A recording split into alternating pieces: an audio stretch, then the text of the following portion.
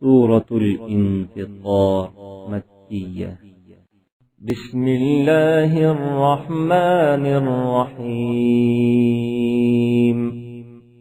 إذا السماء انفطرت وإذا الكواكب انتثرت وإذا البحار فجرت وإذا القبور بعثرت علمت نفس ما قدمت وأخرت.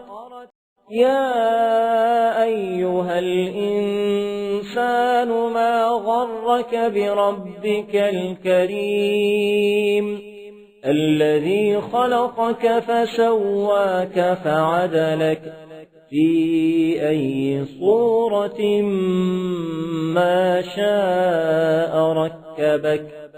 كلا بل تكذبون بالدين وإن عليكم لحافظين